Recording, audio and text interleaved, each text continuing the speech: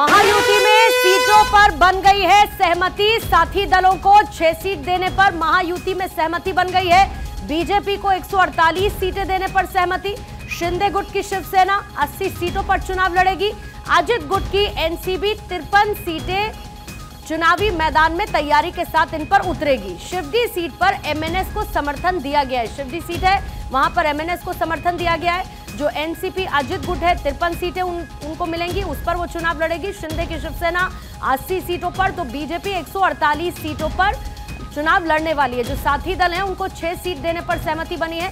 इससे पहले कल ये खबर आई थी कि जो छोटे सहयोगी दल हैं उनको भी एक-एक सीट देने की तैयारी महायुति में की जा रही है। जो साथी दल हैं उनको 6 सीट देने पर सहमति बन चुकी है और कुल मिलाकर अब महायुति में सीटों पर सहमति बन चुकी है।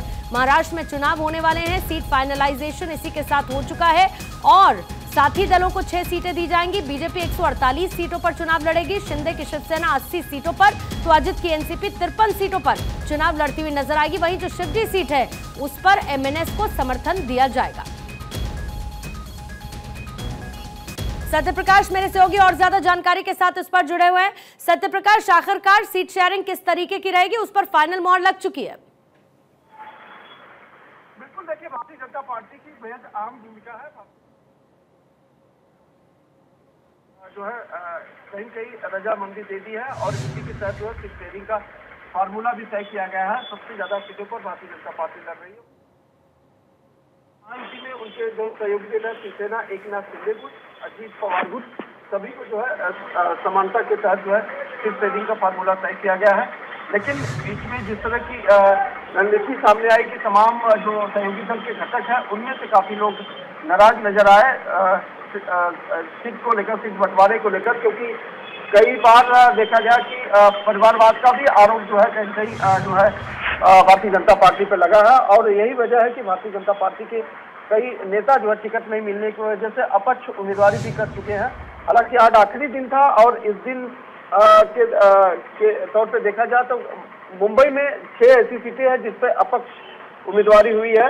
तो ये बिल्कुल कहा जा सकता है कि सीट शेयरिंग का फार्मूला भले ही आपसी सहमति और रजामंदी के तहत किया गया हो, लेकिन बगावत के सुर जो है पार्टी के अंदर से ही उठ रहा है। लेकिन जो सहयोगी दल है वो किसी तरह के बगावत नहीं कर रहा है। सहयोगी दल ये मानता है कि क्योंकि भारतीय जनता पार्टी के पास सबसे ज्यादा विधायक 104 की संख्या है उनके पास, अब ऐसे में भारतीय जनता पार्टी की निर्णायक भूमिका जो है विधानसभा चुनाव में होने वाली है। इसलिए सहयोगी दल पूरी तरह से समर्थन के साथ महायुति के साथ खड़े हैं। नहीं, लेकिन जो 6 सीटें हैं जो कि बाकी साथी दलों को देने पर सहमति बनी है, वो कौन कौन से दल इसमें हैं और क्या वही फॉर्मूला जिसकी बात हम कल रात भी जिक्र कर रहे थे कि एक-एक सीट पर देने का मन बना चुके हैं छोटे दलों को अपने साथ लाकर? देखिए, आरपीआई की तरफ से भी 2 सीटों की मांग की गई थी, उन्हें 2 सीट दे दी गई है। हालांकि लंबी बातचीत के बाद जो है आरपीआई की 2 सीटें दी। कांग्रेस भारतीय जनता पार्टी ने अपने कोटे से जो है सहयोगी दलों को सीटें, क्योंकि भारतीय जनता पार्टी के पास ज्यादा सीटें आई है, इसलिए भारतीय जनता पार्टी बड़ा डील करके अपने कोटे से लोगों को सीट दे रही है।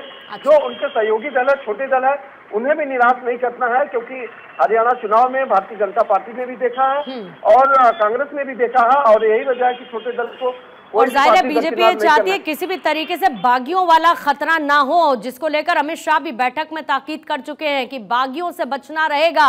बहरहाल फॉर्मूला तय है, 148 BJP, Shinde Shiv Sena 80, Ajit NCP 53 seat, 6 सीटें सहयोगी दलों को, शिवडी सीट पर एमएनएस को समर्थन। बहुत बहुत शुक्रिया सत्यप्रकाश आपका जानकारी के लिए।